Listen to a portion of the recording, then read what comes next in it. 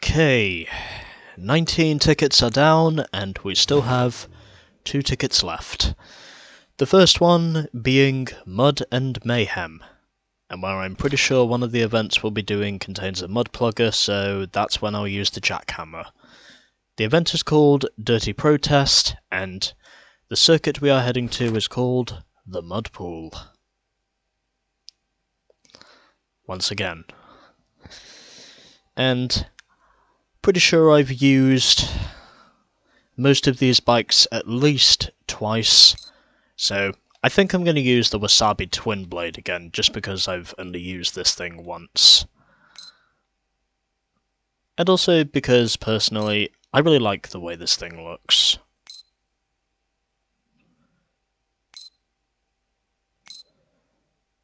Yeah, let's go for this one. This is the penultimate race on Mudpool, and you're in a vehicle that hates mud, so it won't be easy. For those of you who've travelled from Arkansas, penultimate means second to last. How ironic to say, of course, this is also the penultimate ticket of the game itself. Pun intended.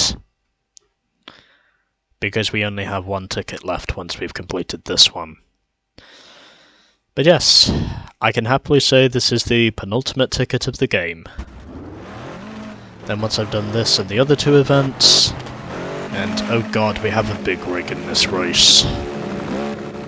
And we have some ATVs, so prepare for chaos and destruction, is what I can say. Just gotta hope I can stay away from the Nord Viking, and then maybe everything will be okay. Although, I'm pretty sure that ain't happening, because I know for sure once the Nord Viking gets onto the mud, he's basically unstoppable.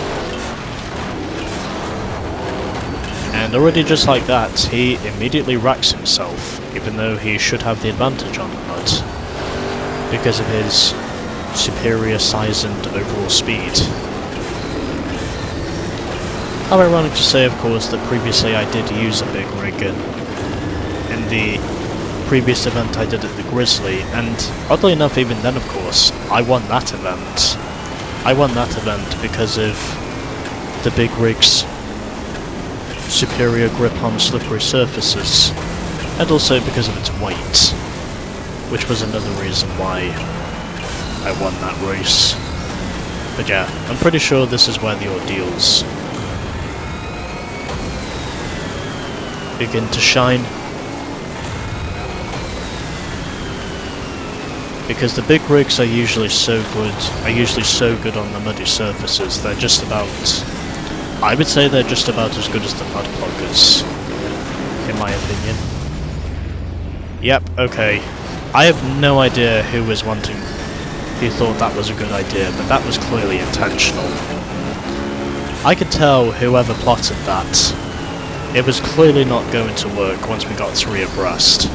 I have no idea who the fuck thought that was a good idea. Although they're probably just out for revenge, as I would have anticipated. And already stepping on the brakes.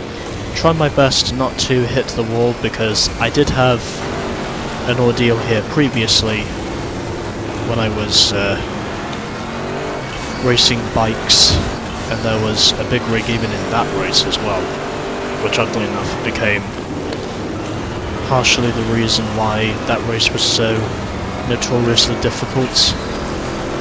Although I did win eventually, it just took some time for me to get used to the track surface. And then once I did, I was eventually able to thread the needle. I achieved perseverance in spite of the severity that I was up against. But yeah, I mean, that's the advantage the big rig has. And yep, okay. You know, if you're really wanting to cause a big one, then why didn't you just do it on the previous lap? So then I would just manage to get that off my mind. Well, at least I can say the ATVs are running good at the moment. And, well, just avoided him when I thought for sure he was going to turn into me, but thankfully he did not. And also using him as a defense mechanism, or a shield you could say I used him for, so I could avoid scraping the rocks. So narrowly avoiding disaster, even though I'm pretty sure disaster is still going to be looming in the shadows once I know the big rig officially starts running into the leftover debris on the circuit, as of which I do think there are.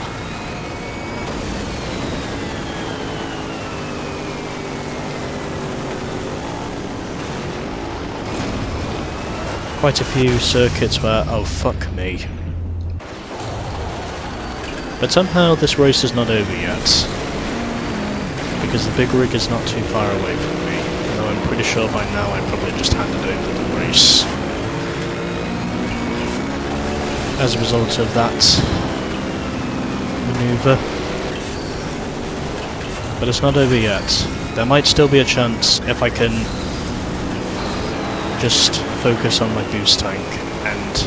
oh, okay, well, I suppose that works too. And just like that, victory at the mudpool. Even though I literally pulled off a Darrow wall trip to do it, because I basically blew myself up once I crossed the line. But there we go. It is official. Raising my fist in the thrill of victory at the mudpool.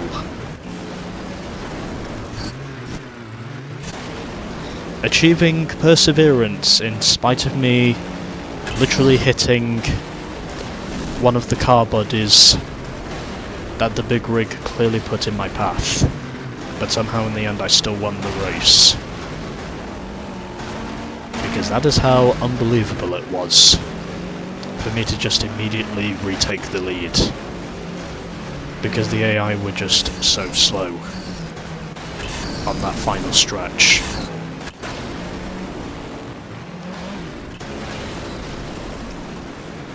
But yes, like I said, it is a win at the mudpool. And I think it took me over 4 minutes to complete that race.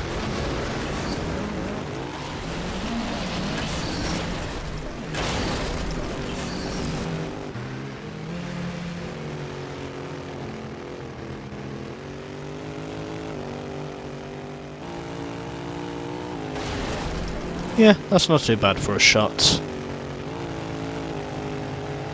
Especially considering I did it on the twinblade once again, because this thing looks awesome. I really love the way this thing looks. I actually love the twinblade. I think it's probably my favourite bike in this game. Anyways, that shall do it for the thumbnail shots. So, in the end of that, I won by 0.85 of a second over Baz Johnson, and Whistler Brown finishes in third, so the silver and the bronze go to the ATVs.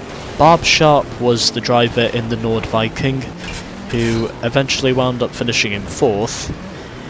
Then Artson finished in fifth position ahead of Big Shocks, Laudini 7th, Hocking 8th, McKinney was 9th ahead of Matt Mabe, and then for the remainder of the order we had Cognujo ahead of Benita Lips, Chod Chodder, Malarangi 14th, and Stieg Hilburn completes the finishing order.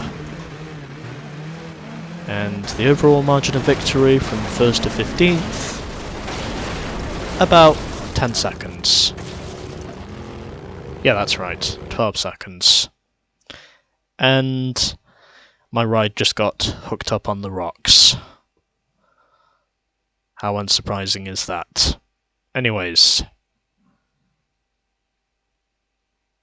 another event is down.